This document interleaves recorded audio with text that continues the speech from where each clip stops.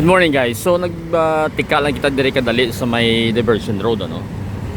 As you can see there ang aton blang last nga ging cover nga building. I think it is a probably sa dalom siguro basi commercial or sa babaw mangin condo units ano. So it has been 6 months daw sige la pag-ubra kay tungod kay daw puro ni mga I-beam guys. Or yes, I think do mga I-beam ni siyang mga steel ano, so madasig yung ila obra. So currently kung isipon naton siguro mga around 8 floors, mga 8 floors na sa siguro. Pero ang well on my estimate siguro basi mga at least 10 floors yan no, or maybe 12 no ang maximum nga heights niya no. So madasig yung obra na tungod kay steel siya, then reinforce na siguro sang concrete ano nga i-enclose sa simento bla guys, so para nga mas pag-hold siya. So amo na siya ang sitwasyon diri sa building nga ini subong. Currently sani kita subong kay na dula ang shear line siguro to, and then but then siguro basta in a few days mabalik naman ang coldness no, even though nga pakato kita sa summer. Kaya mo nang daw latest nga bulletin sa aton nga weather. But then luwas sini nga ginikatuan ko ni guys nga tikaon ining building. May ara kita nga update nga gamay sa aton blang Marites Network. So matabok na kita dire kay base sa Marites Network. Ang building is somewhere dire sa diversion. So tanaw naton ang location no. So kung halin dire sa may aton blang area dire sa Smallville, which is currently kung makita nyo guys, ang diri lang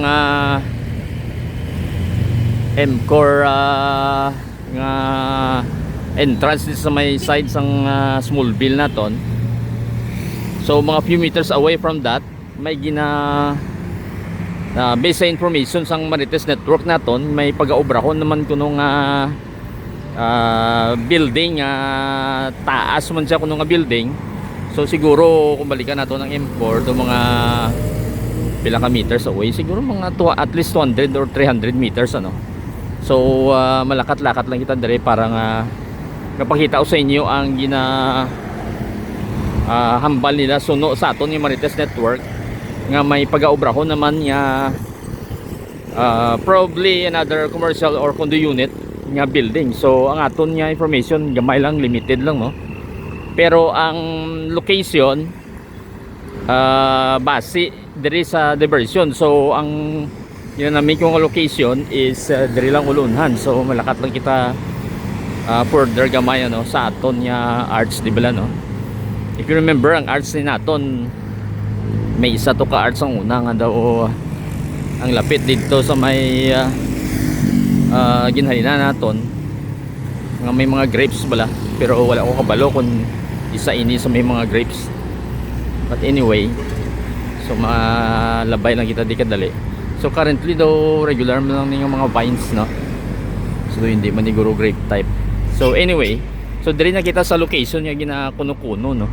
So hambal nila based sa ato Marites Network diri areas guys. So I think daw hindi kita anon, pero may ara nga sign kaya ining area daw for lease ni siya kuno or sale no. Tupad sang big branch diri bala. So may lapad rin yung area as well as ang sa iya sini nga kung ini sa may right side no, sa left side yung sini open man na din yung area. Medyo natabunan kita sa tanom. So dire man yung area open man yun na, kaya ang dire wala na di gawas ang structure pagani. Pero kung tanaw mo na sa Google Maps naton guys, lapad man na dire nga open area no. And then wala na di gani igawa mga structure pa. So muna ang base sa aton ng Marites Network, dire kuno ipaga-construct ang isa naman ka mataas na building. Ang aton base sa limited information naton, if you consider nga ang Tiransa Tower naton or Tiransa Residences, 33 floors siya kuno mo kung makumpleto. So muna siya ang iyang flooring ano. But then ang base dire sa ini kuno nga area is I believe kung speculate natin is 38 floors kuno guys. So kung 38, that would be around 5 floors more sang sa atong katiran sa tower. So amo na ang ginakuno-kuno diri nga area. And then as you can see, hawan gid man siya, no? Pero malapad. Kung tanaw mo do kagamay lang, pero actually malapad din siya, so mapulupulapit kita. So amo na siya. Try naton i-zoom ang area nga siling ko bala guys nga may ara sa nakabutang nga sale kag list kay may sign na ina dire. So kung malabayan nyo na dire permi, may sign na dire guys. So currently sunny gid kita, so do ko nami sang weather ta, pero cloudy, no, may galabay-labay. So dire sa may U-turn slot naton, makita nyo guys nga may area na de. Mag U-turn ka, may sign na di actually. So hindi man ta ka pinpoint at the moment kundiin ang actual nga location, pero dire ko no ang ginahambal sa aton yung Marites Network.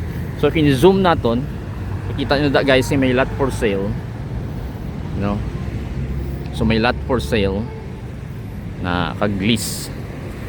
So isa na ka prospect, no, sa ining area, which is magtulog sa big brand sa may tuon niya, no? And then of course ang sa may wala nga area niya kay hawan man dira. So dire pwede man, possible nga dira man siya, no? So duwa ang possible location. Basta ang sa magamay naton nga info nakuha 38 floors ko, no? So it could probably be the next tallest building, ano? So well, kung i-estimate na natin siguro ang construction niya na base at least 3 to 5 years, no? Depende man sa trabaho sa kontraktor. Kaya nga itong tiransa gani na delay na for I think mga 2 years tungkol sa pandemic. So base 2028 pa siya mahuman, no? So muna sa guys, dali lang yun yung aton nga ano diyan, nagtika lang kita diri sa diversion para may idea lang kamo sa mga future development di sa Iloilo. So diri ang ginakuno-kuno nga areas, ano? So muna siya just around pila man lang meters, siguro mga 200 meters away from the M-Core, kag probably mga 500 meters away sa current nga building nga gina-construct, ano? So muna siya guys. So I hope may more information kita makuha in the future, no? Para nga ma-update naman nato ang ina nga supposed to be nga next naman nga tallest building diri sa Iloilo. So until the next video guys, thank you for watching.